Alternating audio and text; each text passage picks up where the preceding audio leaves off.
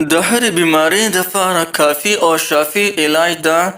زمزم په دې اوبو باندې علاج کول دی. دا طریقه درته اوس ښیم، همدې طریقې سره وکړئ نو الله جل شانهو به ستاسو تمام بیمارانو ته شفا ورکړي. زما وروڼو او خویندو، نن درته یو داسې زبردست علاج ښیم، دې ته ویلی شي روحاني علاج، او دا رسول الله صلی الله علیه وسلم مبارک ښولی دی. دا هغه علاج دی چې د دواړو جهانو سردار مبارک په خپله موږ ته ښولی دی چې دا علاج د زمزم په د اوبو باندې کله هم تاسو وکړئ، ستاسو هر قسم بیمار به رب العالمین هغه به ښه کړي. بیا موږ چې د خپل شیوخ حضراتو نه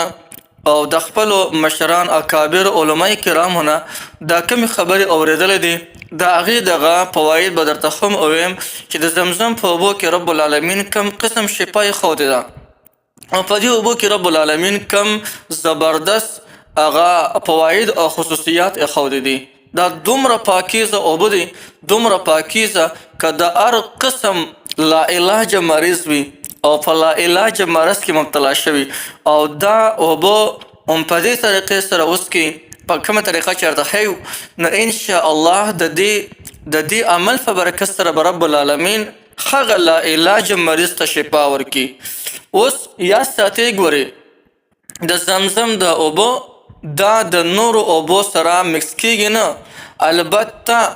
دومره ده چې د زمزم د اوبو دی په نورو اوبو کې واچولې نو دا خود به خود د زمزم اوبو ته نه جوړیږي، ډایرکټ هغه هم د زمزم اوبو ته نه جوړیږي، او دومره زبردست اوبه دی چې په دې کې رب العالمین د انسان دپاره شفا ایښودې ده. زمونږ استادان محترمان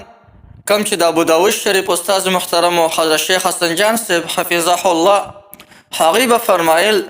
وی بچیانو چې کله هم لاړئ او د زمزم اوبه څکئ نو بچیانو ښه په لپو لپو باندې وڅکئ، او دومره ډېرې وڅکئ، دومره ډېرې چې آخر کې دوباره الټې کړئ. چا ورته وی حضرت دا ولې؟ وی دا پاکې اوبه دي، دا چې ستا هیټې ته لاړ شي دا دننه هغه ټول نخوست او ګندګي او دا څومره ګند ترک چې دی دغه ټول ته ختموي، نو دا ټول ګندګي به ستا نه وځي، بیا د هغې نه پس نورې اوبه وڅکه. بهر کې دا د هغوی یوه تجربه وه چې موږ ته ویلې وي. رسول الله صلی الله علیه وسلم مبارک فرمایي،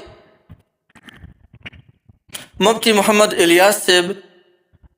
هغوی په خپل کتاب کې لیکلی دي چې رسول الله صلی الله علیه وسلم مبارک فرمایي چې د زمزم د اوبو یقینا دا داسې دا برکت والا اوبه دي چې دا د لږې په وخت کې خوراک دی او د هرې بیمارۍ دپاره شفا ده. دغه رنګ یو بل حدیث کې د حضرت جابر رضی الله تعالی عنه نه روایت دی، فرمای وی رسول الله صلی الله علیه وسلم مبارک هغې مبارک ارشاد فرمایلو د زمزم اوبو چې د کوم مقصد دپاره وڅکلی شي د هغې دپاره انتهایي مفید دی. اوس که یو لا علاج مریض وي ډاکټرانو هغې ته اجازت ورکړی دی ستا علاج زموږ سره ممکن نه دی، ځه وخت یې راوه، آخر به د مرګ راشي او تا به ختم کړي. هغه لا علاج مریض که دا وظیفه شروع وکړي او دغه عمل وکړي چې دا کوم عمل درته ښیو نو الله جل جلاله به د دې عمل په برکت سره هغوی ته شفا ورکړي. نو دا ډېر زبردست علاج دی. الله جل جلاله په دغه اوبو کې ډېر لوی کمال ایښودی دی، ډېره لویه چې کوم دی هغه شفا پکې ښودې ده. نو بلکل دغه اوبو چې کله هم تاسو څکئ